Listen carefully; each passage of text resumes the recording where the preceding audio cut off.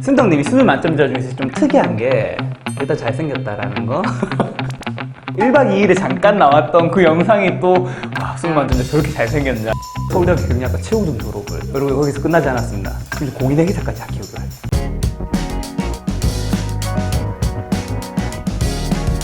안녕하세요. 김작가TV의 대신 물어드립니다 코너 특집편입니다. 대신 물어드립니다 코너는 여러분들이 궁금하지만 직접 만나기 힘들거나 쉽게 물어보기 힘든 질문에 대해서 작가인 제가 대신 물어드리는 코너입니다. 오늘의 주제는 바로 수능 만점자는 지금 무엇을 하고 있을까? 함께 이야기 나누실 분을 소개하겠습니다. 안녕하세요. 안녕하세요. 안녕하세요. 자기소개 한번 부탁드릴게요. 안녕하세요. 김승덕이라고 합니다. 반갑습니다. 승덕님은 그 2012학년도 수능 만점자이신 거죠? 예. 그리고 서울대학교 경리학과 졸업. 예, 맞습니다. 승덕님이 가면서 제가 사실 프로필을 조사해 왔는데 그 프로필 사실 의무 좀 확인 좀 부탁드릴게요. 네, 상산고등학교 그 유명한 자사고 중 하나잖아요. 거기에 이제 수석 졸업. 인문계 수석 졸업. 아, 인문계 수석 졸업. 성적 우수 전액 장학금을 한 번도 돈을 안 내셨다고. 예. 학비는 안 냈어요. 학비 안 냈나요? 국사비 내고. 예. 심지어 서울대학교도 전액 장학금을 받고 다니셨다고. 예, 그렇습니다. 그럼 고등학교랑 대학교는 돈을 한 번도 안 낸 거네요? 고등학교 기숙사비를 냈고요. 네. 학비는 안 냈다는 거죠. 예, 급식비도 냈을 거고요. 그리고 심지어 서울대학교 경리학과 최우등 졸업을. 여러분 거기서 끝나지 않았습니다. 심지어 공인회계사까지 합격을. 네. 혹시 공인회계사는 뭐 수석 이런 건 아니죠? 예, 아니에요. 되게 네. 아슬아슬하게. 아싸싸하게. 이거 뭐 사실 컷만 넣으면 되는 거니까. 예. 순덕님이 수능 만점자 중에서 좀 특이한 게 일단 잘생겼다라는 거. 카메라 좀 되나요? 뽀샵 같은 거? 필터나? 이미 뽀샵되고 있어요. 아, 그래요? 걱정하지 마요. 제2 외국어도 만점을 받으셨다고. 예. 문과는 다 보니까 제외국어. 예. 왜냐면 이게 혹시 알고 계셨어요? 수능 만점자 우리나라에 201명 있는데 수능 만점자 중에서 제2 외국어까지 만점인 사람은 거의 없어요. 이과가 있으니까. 그 문과는 어쨌든 제2 외국어를 쳐야 되잖아요. 네, 근데 제2 외국어는 만점에 포함을 안 시키는 거죠. 등급만 넣으면 되니까. 그래요? 그래서 제가 인터뷰를 30명 했는데 30명 중에 제2 외국어가 만점인 사람까지는 승자님이 거의 처음이었던 것 같아요. 감사합니다. 그 수능 만점 받고 난 다음에 이제 7년 지났잖아요. 7년 동안 일단 어떻게 살았는지 좀 궁금해요. 일단은 대학교에 처음 들어가서 그런 게 많이 사라졌어요. 고등학교 때까지는 무조건 내가 1등을 해야 되고 내가 최고여야 되고 이런 게 있었는데 승부욕이 있었는데 대학 가면서 그런 게 싹 없어졌어요. 그래서 이제 1학년 1학기 때도 수업이 6개가 있으면 이제 막 한 개만 들어가고 출첵하고 나오고 막 놀기 바빴던 것 같아요. 그렇게 생각 없이 살다 보니까 시간은 가는데 뭔가는 해야겠고 해서 그때 이제 경영학과고 하니까 좀 전문성을 갖추면 좋을 것 같아서 CPA 공부를 하게 됐는데 그러니까 제가 막 거기에 큰 비전이나 뜻과 막 간절함을 품고 했다기보다는 뭔가 시간에 쫓겨서 해야 된다는 압박감 때문에 했어요. 그래서 그러다 보니까 굉장히 힘들었고 계속 쫓기는 듯한 삶을 살았던 것 같아요. 방학 때도 놀면 안 되고 뭔가 인턴이라도 해야 될 것 같고 교환학생도 갔다 와야 될 것 같고 이런 계속 쫓기는 듯한 삶을 살면서 그러다가 이제 교환학생으로 미국 갔다 오면서 좀 시야가 넓어지고 직장 생활도 몇 번 해보고 그러다가 이제 통역장교를 가게 됐는데 통역장교 하면서 또 많이 시야가 넓어진 것 같아요. 국내 대학 졸업자들이 많이 느낄 수 있는 언어적 장벽이 많이 낮아져서 그런 부분들이 좀 이점이 있었고 지금은 이제 통역장교 생활하면서 퇴근 후나 아니면 뭐 주말 이럴 때 이용해서 그 논스라는 그 블록체인 공간 커뮤니티에서 일을 돕고 있고요. 나중에 전역 후에 CFO로 합류할 예정입니다. 그 블록체인 하신다고요? 블록체인을 하는 건 아니고요. 그러니까 이제 블록체인 비트코인 아니죠? 이 질문 되게 많이 들었죠? 예, 그러니까 블록체인이 어떻게 그러면 표면적인 의미만 봤을 때는 그런 탈중앙화된 화폐 시스템의 등장이라고 볼 수도 있는데 그 함의가 되게 그 미칠 수 있는 영역이 굉장히 넓어요. 그래가지고 이제 그런 사람들이 모일 수 있는 커뮤니티이면서 같이 시너지를 낼 수 있는 사람들이 모여 있는 공간이고요. 커뮤니티 클러스터라고 보시면 될 것 같습니다. 일단 굉장히 궁금한 거 하나는 가상화폐 가지고 있어요, 없어요? 제가 직접 보유하고 있진 않고요. 근데 제가 알기로 그 승덕님이 인턴을 5개나 했다고. 그쵸. 스태프로 이제 2곳에서 일했고 인턴으로 3곳 정도에서 일을 했습니다. 네, 거기 했던 곳 이름을 좀 말씀해 주시면. 회계법인에서 이제 감사를 좀 띄었고요. 2시즌 정도. 그 다음에 은행, 금융권에서 이제 세일즈랑 트레이딩하는 플로어를 이제 딜링룸이라고 하는데 딜링룸에서 6개월 정도 일을 했고요. 또 다른 그 회계법인에서 M&A 팀에서 일을 조금 했습니다. 그 다음에 컨설팅 펌. 그럼 굳이 근데 인턴을 5개나 할 필요가 있어요? 그러니까 내가 뭘 원하는지를 찾으려고 했던 탐색의 의미도 있었고 그것보다 더 큰 동기는 쫓겨서가 아닌가. 뭔가 내 의지로 했다기보다는 뭔가 빨리 경험해야 될 것 같다. 왜냐면 주변 친구들은 이제 다 앞서 나가고 있는데 이제 나만 이제 제자리 걸음을 하는 느낌이 많이 들었어서 그래서 막 이것저것 해봤던 것 같아요. 제가 봤을 때 승덕님이 승부욕을 아직 다 죽이지 못한 것 같아요. 생각해보면 지금 몇 살이시죠? 26. 26살에 서울대학교 경리학과 최우등으로 졸업했고요. 공인회사까지 가지고 계시고 그리고 통역 장기하고 있는데 뭔가 빨리 해야 되겠다라는. 그렇죠. 그러니까 이제 제가 가고 있는 방향이 맞다는 확신이 있으면 제가 그리고 그런 저의 꿈과 그 얼라인이 되는 커리어를 밟아왔으면 불안하지도 않을 거고 쫓기지도 않을 텐데 약간 그런 게 좀 분산돼 있고 생각 없이 이것저것 치이다 보니까 조금 확신이 없었던 것 같고. 그러면 성도님에게 사실 제1 전성기는 수능 만점자라는 타이틀이었잖아요, 사실상. 그렇죠. 아직 제2인 전성기 이제 기다리고 계시는 거고. 그 수능 만점이라는 걸 받았다는 건 어쨌든 수험 생활이 굉장히 치열했다는 건데 수험 생활 돌이켜봤을 때 좀 어때요? 고등학교 때요? 네. 고등학교 때는 정말 치열하게 살았고 근데 지금 생각해보면 또 달라요. 그러니까 요새 가치관이 계속 바뀌는데 조증 아니야? 가치관이 계속 바뀌는데 꼭 그렇게 사는 것이 최고는 아닐 수 있다는 생각을 많이 했어요. 왜냐면은 저는 공부를 택했지만 공부하면서 놓친 것들이 많이 있어요. 네. 동아리 활동도 열심히 못했고 네네. 또 고등학교 때, 중학교 때만 할 수 있는 경험들이 있잖아요. 그게 뭐 친구들과의 관계일 수도 있고 운동일 수도 있고 연예일 수도 있고. 연애일 수도 있죠. 근데 연애도 했잖아.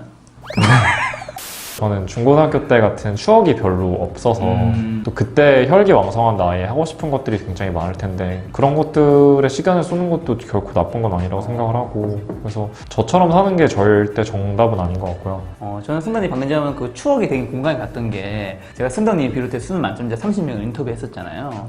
막 다 녹취를 하고 이제 나중에 녹취록을 정리하는데 답변도 되게 다 길었거든요. 하고 싶으신 말씀들이 많아서.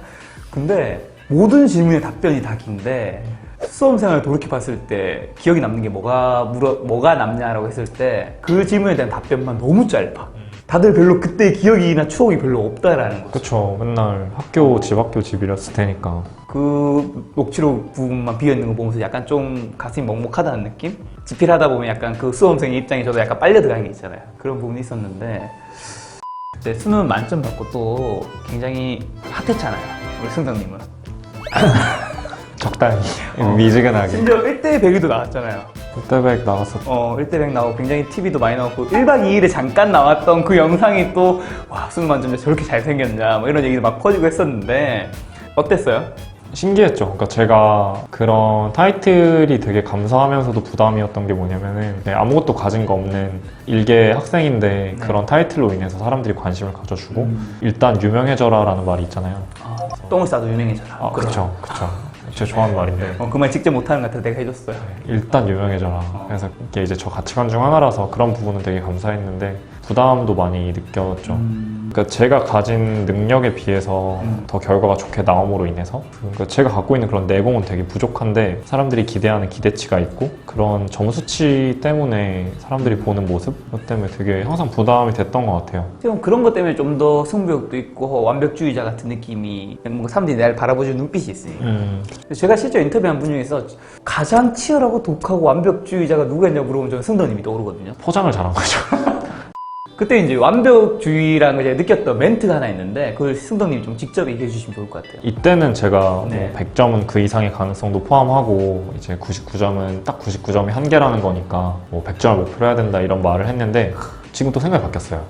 사회를 살아가다 보면은 그러니까 이렇게 점수로 퀀터파이 할 수 없는 팩터가 되게 많아요. 그런 부분들이 있어서 점수에 날 맞추는 것보다 그런 단편적인 시험보다도 이렇게 내공을 갖추는 게 되게 중요한 것 같아요. 이렇게 한정된 영역에서 이제 점점 사회가 발전할수록 모두 대체가 가능해질 거예요. 맞아요. 정말 기계가 대체할 수 없었다고 생각한 영역들까지 이제 대체가 되고 있잖아요. 그 알파고 나왔을 때가 대표적으로 그런 기점이었다고 보는데 그런 상황들 속에서 내가 어떻게 하면 대체 불가능한 존재가 될 수 있을까? 그런 고민이 더 핵심적인 것 같고 그렇게 생각하면 되겠네요. 뭔가 객관식처럼 정답지가 시험지 안에 있는 것은 100점을 목표로 이렇게 하는 건 되지만 정답이 그 시험지 안에 없는 것들은 승덕님 말씀대로 그렇게 따라하면 좀 좋지 않아요. 그리고 오히려 그런 후자의 질문들이 더 중요한 의미를 갖는 것 같아요.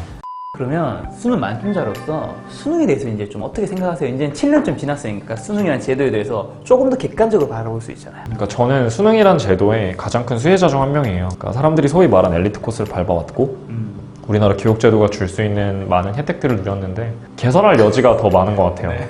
왜냐면은 제가 고등학교 때 공부를 하면서 느꼈던 것들이 실제로 현대사회에 나가서 정말 어떤 도움이 되는지 알 수 없는 영역들이 꽤 많았거든요. 근데 그 대신 고등학교 때 그런 학문들을 가르치는 것도 좋지만 정말 세계로 나가서 다양한 사람들을 만나고 다양한 경험을 하고 자기 꿈을 펼칠 수 있는 시간도 좀 가져보고 그리고 추억도 많이 만들면서 사는 게 그런 미래 사회에 더 기여할 수 있는 인재가 될 수 있는 방법이 아닌가라고 생각이 들고 그래서 수능이라는 제도는 그러니까 어떻게 보면은 차악을 택한 것 같아요. 그러니까 어떻게든 공정성이라는 거를 확보를 해야 되는데 교육 시스템 하에서 그러려면 뭔가 퀀터파이가 돼야 되고 그럴 수 있을 때 이제 가장 공정한 시험 체계가 무엇일까 고민했을 때 나온 게 수능인 것 같은데 이제는 그래서 궁극적으로는 저의 이제 전역하고 목표 중에 하나인데 캠퍼스가 없는 캠퍼스를 만드는 거. 그 미네르바 스쿨이라는 거 들어보셨어요? 아니, 처음 들어봤어요. 그게 이제 제가 아까 말했던 전 세계에서 수백 명의 학생들을 모아서 전 세계를 돌아다니면서 수업을 듣는 거예요.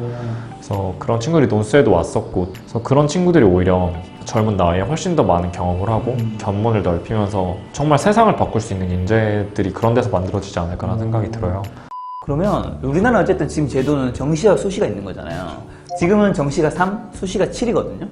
비율은 어느 정도가 적당한 것 같으세요? 저도 개인적인 깊게 생각해 본 적 없는데 네. 저는 수시로 들어왔고 경영학과를 수능 만점인데 수시에 들어왔군요. 지역균형.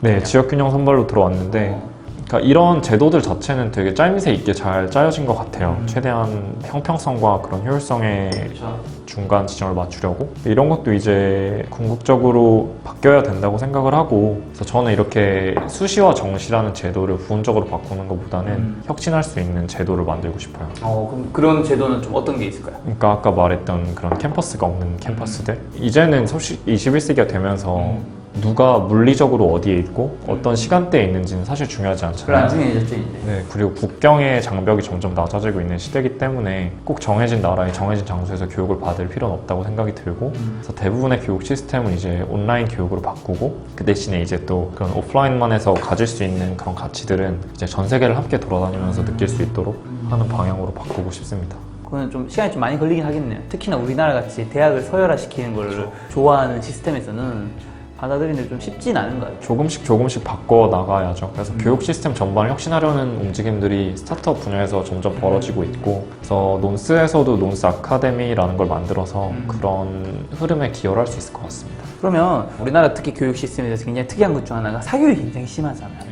사교육이 그 학업에 어느 정도 영향을 미친다고 생각하는지. 네. 어디 본인은 사교육을 좀 많이 받았어요? 저는 사교육을 안 받았고요.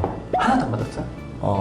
중고등학교 때만. 그 우리가 흔히 말하는 국영수 이런 것들이요. 네, 한 번도. 안 받았고 중학교 때 권투학원을 다녔고요. 근데 저희 상산고등학교 자체의 장점 중 하나로 볼 수 있을 것 같은데 사교육을 받는 학생들 자체가 거의 없었어요. 그쵸, 거기는 받기 힘들죠. 한 학년이 중에 360명 중에 한두 명? 근데 뭐 보시는 분들이 이렇게 말씀하실 수도 있겠죠. 상산고 자체가 우수한 교수 인력들이 많으니까 사교육이 필요 없을 수 있다. 그래서 맞는 말이라고 생각을 하고요. 각자 공부 환경이 다르고 여건이 다르잖아요. 네. 그리고 또 사교육이 나왔다는 것 자체가 그리고 흥행하고 있다는 것 자체가 그런 시장 경제 흐름을 반영하고 있다 생각하는데 수요가 있으니까 사교육이 존재하는 거겠죠. 그래서 사교육이 이제 공교육의 혜택을 제대로 받을 수 없거나 아니면 너무 오지에 있어서 자기가 심화된 공부를 하고 싶은데 아니면 조금 더 기초적인 공부를 하고 싶은데 그런 환경을 보장받지 못한 친구들에게 도움이 많이 될 수 있을 것 같아요. 온라인 교육이 될 수도 있고. 근데 실제로 우리나라에서는 그 사교육은 흔히 말하는 대치도 그런 쪽에서 교육을 잘 받고 있는 사람들이 더 많이 받고 있잖아요. 어떻게 생각해요? 그렇지 않나요? 주변에서 서울대학교 들어왔을 때 서울에 특히 강남구 출신 친구들은 사교육을 너무 많이 받지 않았어요? 그쵸. 그래서 어떻게 보면은 그게 문제점 중에 하나네요. 좋은 지적이네요.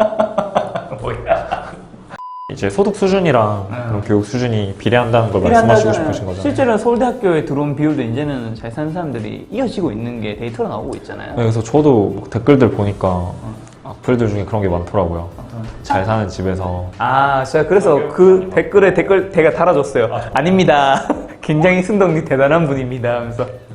저처럼 그런 환경을 딛고 나온 사람들도 많아져야 될 거고 근데 실제로 저희 학교에 꼭 잘 사는 친구들만 있는 건 아니에요. 예.